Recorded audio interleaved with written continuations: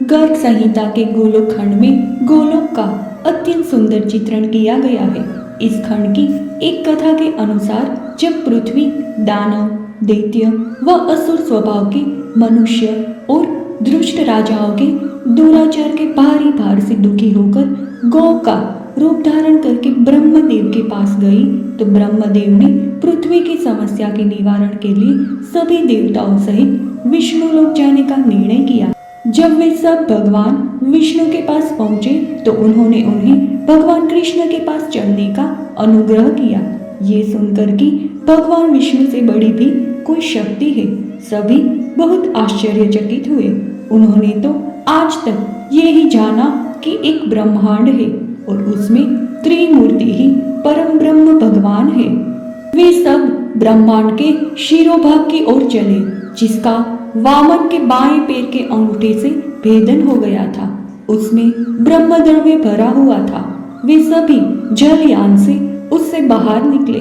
बाहर निकलने पर उन्होंने देखा कि ब्रह्मांड कलिंग बिंब की भांति प्रतीत हो रहा है और इंद्रयान फल के जैसे अनेक ब्रह्मांड इधर उधर लुढ़क रहे हैं। वे जब करोड़ों योजन ऊपर की ओर बढ़े तो उन्होंने वहां अत्यंत सुंदर 8 नगर देखे और विरजा नदी का सुंदर तट भी देखा।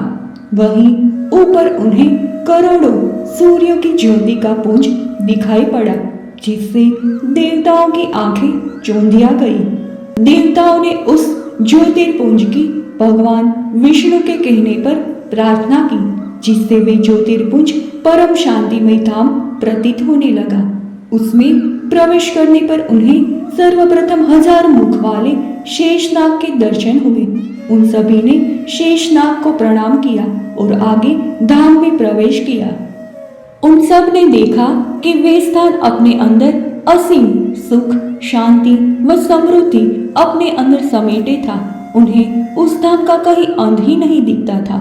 समय से परे, माया से परे, तीनों गुणों से परे, मन, चित्त, बुद्धि, अहंकार व समस्त 16 विकारों से भी परे उस सनातन गोलोक धाम के दर्शन करके सभी देवता मुग्ध हो गए। उन्होंने ऐसा अलौकिक व अद्भुत धाम पहले कभी भी नहीं देखा था। धाम के मुख्य द्वार पर कामदेव के समान मनोहर रूप, लावण्य, शलिनी श्याम सुंदर विग्रह श्री कृष्ण पार्षदा द्वारपाल का काम करती थी। देवताओं ने अपना परिचय देकर उन्हें अंदर जाने की अनुमति मांगने का निवेदन किया। उन सखियों ने अंदर जाकर देवताओं के आने की बात कही तो अंदर से एक सखी, जिसका नाम शतचंद्रानना था, हाथ में बेतंग की छड़ी लिए आई और देवताओं से बोले कि आप सभी किस ब्रह्मांड के निवासी हैं। तभी वो कृष्ण को सूचित करेगी। ये देखकर सभी एक दूसरे का मुख ताकने लगे और पूछा कि क्या और भी ब्रह्मांड है।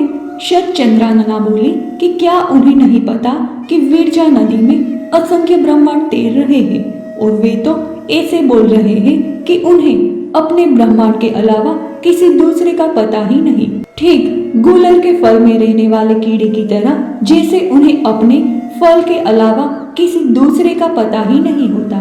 तब विष्णु ने कहा कि वे उस ब्रह्मांड से है जिसमें वामन के पग के अंगूठे से भेदन हो गया है और जिसमें भगवान कृष्ण का कृष्णगर्भ सनातन अवतार हुआ है। तब शतचंद्रानना अंदर गई और उन्हें अंदर बुला लिया। वहां उन्हें गोवर्धन के दर्शन हुए, जहां गोपियों द्वारा वसंत के उत्सव की तैयारियां चल रही थी। कल्प वृक्ष व कल्पलताओं से सुशोभित राजमंडल अलंकृत हो रहा था। श्यामवर्ण यमुना नदी चारों ओर अपनी आभा बिखेर रही थी। विभिन्न पक्षियों का कलरव, भ्रमरों का भ्रमर गीत, वातावरण में फैला सौंदर्य, मंद मंद बहती शीतल वायु उन सबका मन मोह रही थी।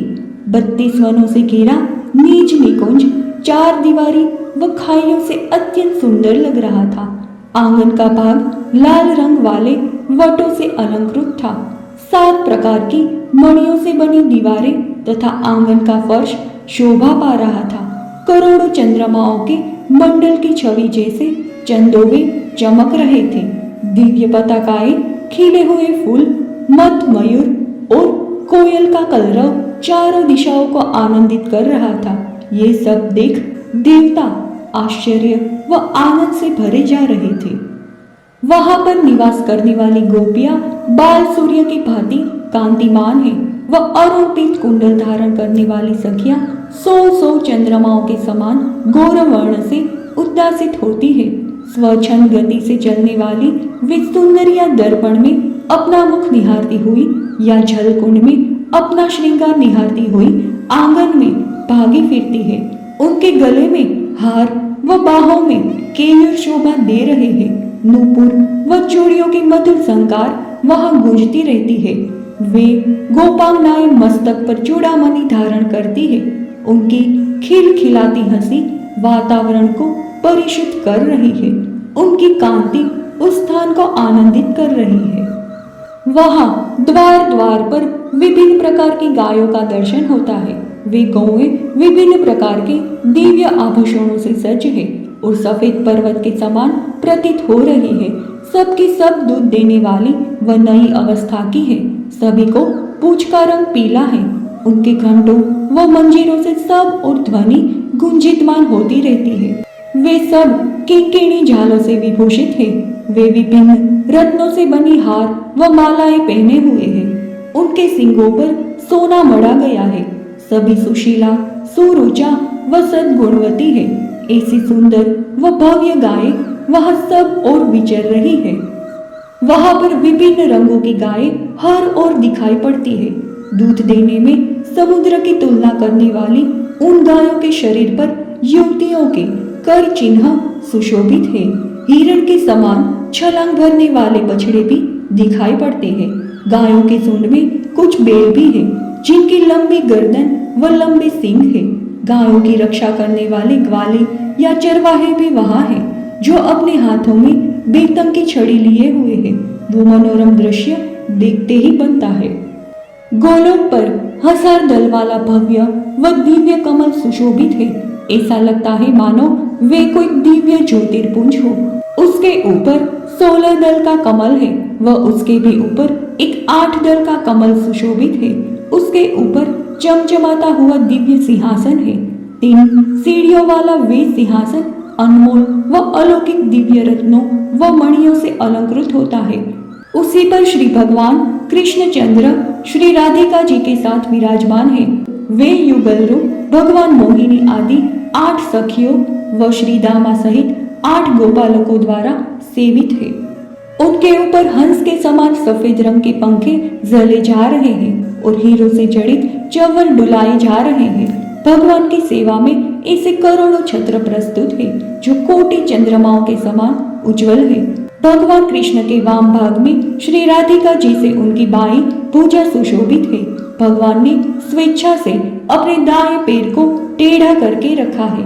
वे हाथों में बांसुरी धारण किए हैं। उन्होंने अपने मुस्कान भरे मुखमंडल व अपने दिव्य स्वरूप से अनेकों कामदेवों को मोहित कर रखा है।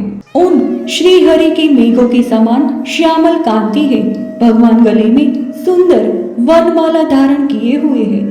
अति सुंदर मुस्कान मन को मोहित कर रही है। श्री वत्स का चिन्ह बहुमूल्य रत्नों से बने हुए किरीट, कुंडल, बाजूबंद और हार यथास्थान भगवान की शोभा बढ़ा रहे हैं। वहां पहुंचकर सभी देवताओं ने उनके इस प्रकार दर्शन किए।